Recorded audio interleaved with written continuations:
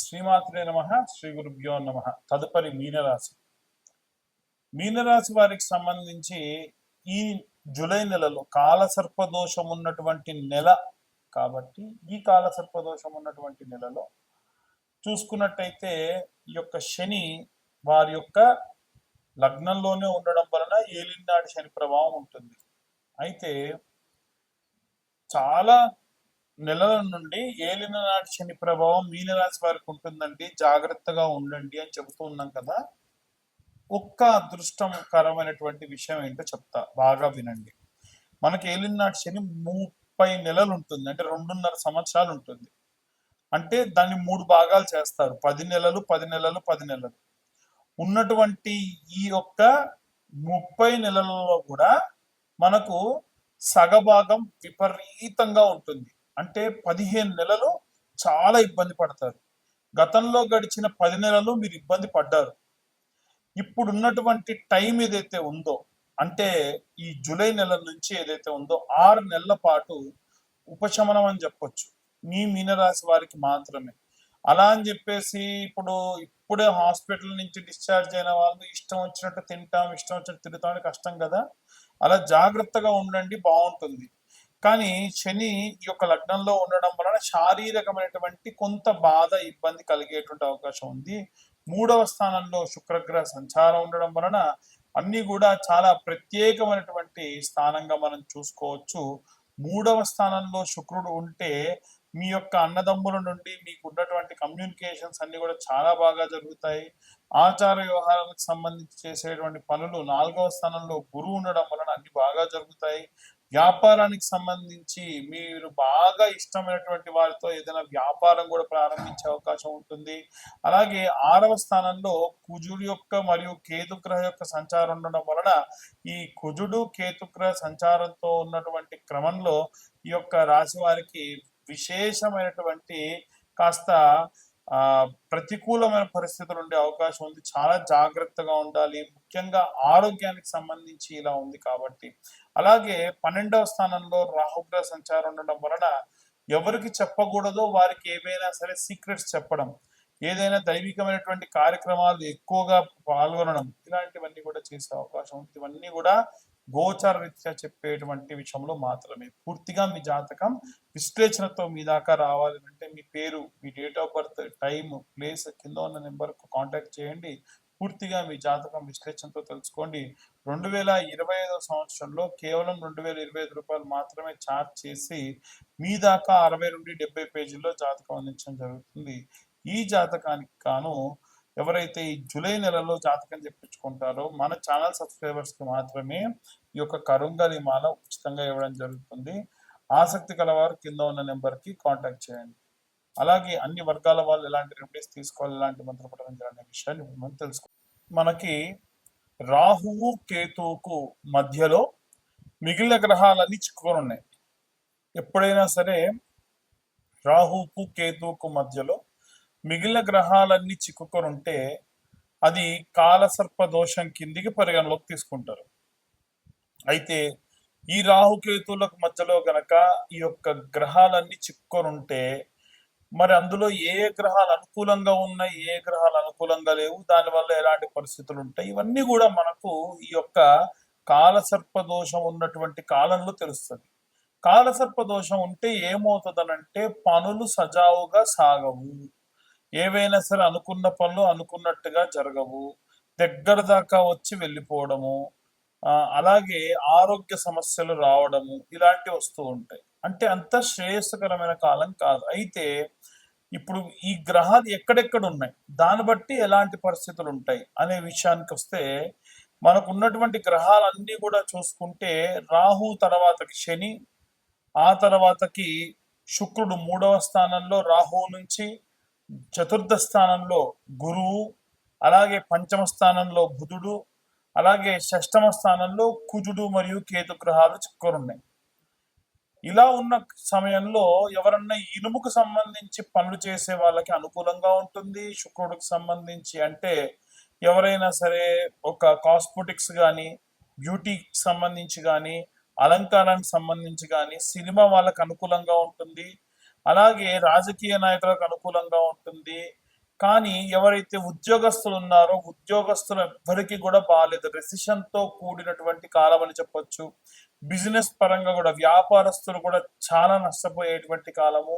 అలాగే కుజుడు మరియు కేతువు ఎప్పుడైతే కలిసి ఉందో ఆ సమయం కూడా అంత శ్రేయస్కరం కాదు. కాబట్టి ఏం చేయాలి అని అంటే, అందరం ఈ రాశి వారు ఆ రాశి వారని కాదు, ఇంట్లో ఉన్న చిన్న పిల్లలు పెద్ద పిల్లలు అని కాదండి, అందరూ కూడా చేయవలసినటువంటి పని ఏమిటి అని అంటే, సుబ్రహ్మణ్యేశ్వర స్వామి ఆరాధన చేయడం మంచిది. సుబ్రహ్మణ్య ఆరాధన విశేష శక్తినిస్తుంది. కాస్త డబ్బున్న వాళ్ళు ఏం చేయండి అంటే, ఏ స్కందగిరి టెంపుల్కు అక్కడ అభిషేకం చేయించడము, పళని కానీ కుక్కి కానీ, అలాగే ఈ యొక్క సుబ్రహ్మణ్యేశ్వర స్వామి క్షేత్రాలు ఎక్కడెక్కడ ఉంటే అక్కడక్కడికి వెళ్ళి దర్శించుకొని రావడం మంచిది. మనం అంత దాకా వెళ్ళి చేయలేమండి, కాస్తలో కాస్త మన ఇంటి దగ్గరే మనం ఏవైనా చేయగలమా అంటే, మనము ప్రతి మంగళవారము ఈ నెలలో ఉన్నటువంటి అన్ని మంగళవారాలు కూడా జూలై నెలలో జంట నాగులు ఉంటాయి కదా, జంట నాగులకు ఇప్పుడు నేను చెప్పిన విధంగా మీరు పూజ చేసుకోండి. ఒక 2 లీటర్ల వాటర్ బాటిల్ తీసుకోండి. ఎంగిలి చేయకుండా ఆ నీళ్లు మొదటి వారం దేవుడికి వాడండి. 2వ వారం నుంచి బాటిల్ దేవుడి పూజకి పక్కకు పెట్టుకోండి. అయితే ఈ తీసుకెళ్ళినటువంటి పదార్థాలు ఏమేమి తీసుకెళ్లాలంటే, వాటర్ బాటిల్ ఒకటి, అలాగే పాల ప్యాకెట్, అది కూడా ఆవు పాల ప్యాకెట్ ఒక 10 రూపాయలతో 20 రూపాయలతో తీసుకొని వెళ్ళండి. అలాగే ఒక 5 నుంచి 10 రూపాయల క్వాంటిటీ కల పసుపు కుంకుమ, 5 రూపాయల పసుపు 5 రూపాయల కుంకుమ, అలాగే కొంత గంధం,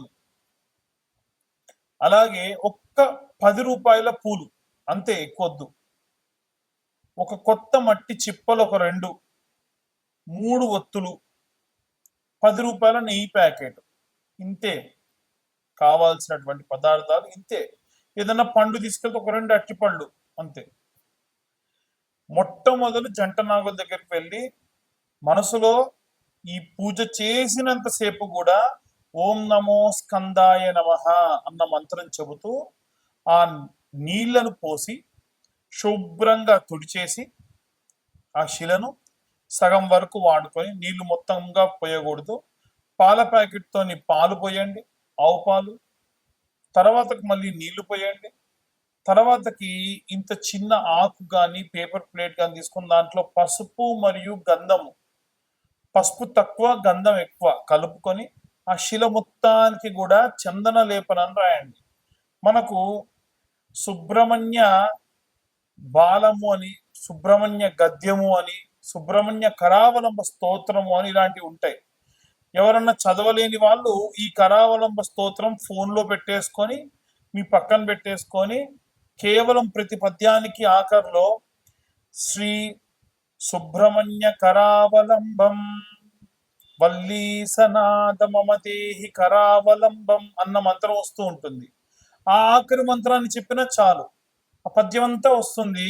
కాన్సన్ట్రేషన్ అంతా పద్యం మీద పెడుతూ మనం ఆ శిలను రాస్తూ వల్లీసనాద మమదేహి కరావలంబం అని వస్తుంది. అలా వచ్చినప్పుడు ఓం నమో స్కందాయ నమః మనసులో అనుకుంటూ శిలకు రాయండి. ఆ గంధం పసుపు కొద్దిగా, గంధం ఎక్కువగా రాయండి. ఆ తర్వాతకి జంట నాగులు ఇలా ఉంటాయి కదా, ఇలా ఉంటాయి. మనకి ఉన్నటువంటి జంట నాగులలో ఒక సర్పానికి కింది నుంచి, పడగ కింది నుంచి ఒక బొట్టు కుంకుమ తీసుకోవాలి, బొట్టు పెట్టాలి, మళ్ళీ కుంకుమ తీసుకోవాలి, బొట్టు పెట్టాలి, మళ్ళీ కుంకుమ తీసుకోవాలి, బొట్టు పెట్టాలి. అలా 11 బొట్లు ఒక సర్పానికి పెట్టండి. ఇంకొక సర్పానికి కింది నుంచి పైకి 10 బొట్లు కుంకుమ తీసుకొని బొట్టు పెట్టాలి. అలా స్వామివారి శరీరం పైన లేపనం చేసిన గంధాన్ని తీసుకొని చేతికి పెట్టుకొని, మీ పిల్లలు కూడా వచ్చారు మీతో పాటు, మీ ఆయన వచ్చారు, మీ ఆయనకు పెట్టండి, మీరు పెట్టుకోండి, మీరు ఇక్కడ రాసుకోండి, మీ పుస్తక తాడుకు పెట్టుకోండి. ఇంకొంచెం తీసుకెళ్తాను, ఇంటికి తీసుకెళ్ళండి. ఇంట్లో ఉన్నటువంటి పసుపులోనో గంధంలోనో కలుపుకోండి, నిత్యం వాడుకోండి, చాలా మంచిది. ఇప్పుడు మీరు రాసిన తర్వాత ప్లేట్లో ఇంకొంచెం మిగిలింది, ఇంటికి తీసుకెళ్ళండి, రోజు మీరు వాడుకోండి. అయితే పొడిగా ఉన్నటువంటి పదార్థం ఏది కూడా తిరిగి ఇంటికి తీసుకెళ్ళకూడదు. స్వామివారిపై రాసినటువంటి ఆ గంధ లేపనాన్ని మాత్రమే మీరు ఇంటికి తీసుకెళ్ళాలి. ఇదంతా అయిన తర్వాత చాలా మంది మొదలే దీపం వెలిగించమంటారు, అలా చేయకండి. అయిన తర్వాతకి దీపం వెలిగించాలి. 2 మట్టి ప్రమిదలు, ప్రతిసారి కొత్త మట్టి ప్రమిదలు, 2 మట్టి ప్రమిదలు, దాంట్లో ఒక 3 ఒత్తులు, 3 ఒత్తులు కలిపి ఒక ఒత్తి కింద చేంజ్ చేసి ఆవు నెయ్యి వేసి దీపం వెలిగించండి. ఆ తర్వాతకి 21 ప్రదక్షిణాలు చేయండి. ఇప్పుడు మొదటి వారం నుండి ప్రారంభించి 21 ప్రదక్షిణాలు ప్రతి వారం చేశారనుకోండి, 5 వారాలు ఉంటాయి. 5 వారాలు చేయాలి ఖచ్చితంగా. 5వ వారానికి వచ్చేసరికి మీరు ఎన్ని ప్రదక్షిణాలు చేసినట్టు అవుద్ది? 105 ఇంటూ 5 అంటే 21 ఇంటూ 5 అంటే 105 ప్రదక్షిణాలు చేసినట్టు అవుద్ది. ఆఖరి వారం 3 ప్రదక్షిణాలు ఎక్కువ చేయండి, 3 సార్లు బొట్టు ఎక్కువ పెట్టండి. దీని వలన మీరు పూర్తిగా 108 సార్లు ఈ యొక్క సుబ్రహ్మణ్యేశ్వర స్వామికి అంటే జంట నాగులకు ప్రదక్షిణ చేసిన దానితో సమానం. కాబట్టి విశేషంగా ఏదైనా సరే ఈ కాలసర్ప దోషానికి సంబంధించి నెల మొత్తానికి కూడా కాలసర్ప దోషం ఉంది కాబట్టి ఈ రకమైనటువంటి ఇబ్బందులు కలిగే అవకాశం ఉంటుంది. చాలా చాలా జాగ్రత్తగా ఈ యొక్క ప్రదక్షిణాలు చేసుకోండి. ఇలా చేయడం వల్ల విశేషంగా మీరు సత్ఫలితాలు పొందవచ్చు. ఇదంతా కూడా మేము గోచార రీత్యా చెప్పేటువంటి విషయంలో మాత్రమే. చాలా మందికి చాలా రకాల అనుమానాలు ఉంటాయి. అయితే మన ఛానల్ చూసే వాళ్ళు నేను బాగా వెరిఫై చేసిన తర్వాతకి తెలుసుకుంది ఏంటంటే, మారుమూల గ్రామాల వాళ్ళు, ఉదాహరణకు చెప్పాలనంటే ఒరిస్సా బార్డర్ వరకు, విజయనగరము, శ్రీకాకుళము, కర్నూలు, అలాగే కడప జిల్లాల్లో ఉన్నటువంటి వాళ్ళు, నల్లగొండ జిల్లాలో ఉన్నటువంటి వాళ్ళు, కృష్ణా జిల్లాలో ఉన్నటువంటి వాళ్ళు, తెలంగాణలో కూడా నిజామాబాద్, బైన్సా దాకా కూడా చాలా మంది ఈ యొక్క వీడియోలు చూస్తూ ఉన్నారు. అందరూ ఏంటంటే జాతకం చెప్పించుకోవాలన్నటువంటిది ఇది ఉంటుంది, కానీ డబ్బులు వెచ్చించడానికి ఇబ్బందులు పడుతూ ఉన్నారు. వారి కోసం ప్రత్యేకంగా ఈ నెలలో ఇవంతా కూడా గోచార రీత్యా చెప్తున్నాం. పూర్తిగా జాతకం తెలుసుకోవాలని అంటే మీ పేరు, మీ date of birth, time, place కింద ఉన్న నెంబర్కి ఒక్కసారి మీరు వాట్సాప్ చేయండి. ఈ జాతకం అంతా కూడా 65 నుండి 70 పేజీల్లో మీకు అందించడం జరుగుతుంది.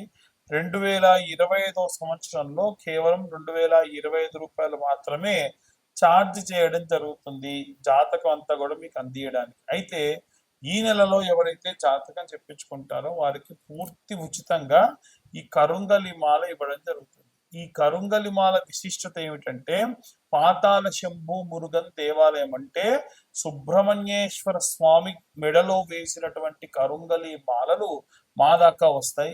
మళ్ళీ మేము కూడా హోమంలో పెట్టిన తర్వాతకే మీకు ఇవి ఇస్తూ ఉంటాం. కాబట్టి ఆసక్తి కలవారు కింద ఉన్న నెంబర్ కాంటాక్ట్ చేయండి. జాతకం చెప్పించుకుంటాం కానీ మాకు కరుంగలి మాల వద్దన్నా 2025 రూపాయలు. ఎందుకంటే కరుంగలి మాల నేను నా ఇంట్రెస్ట్ కొద్దీ మీ దాకా ఉచితంగా ఇచ్చేటువంటి ప్రయత్నం చేస్తూ ఉన్నాను. ఆసక్తి కలవారు కింద ఉన్న నెంబర్ కాంటాక్ట్ చేయండి. పూర్తిగా ఈ యొక్క జాతక విశ్లేషణ గురించి తెలుసుకోండి. సర్వే జన సుఖినో భవంతు. స్వస్తి.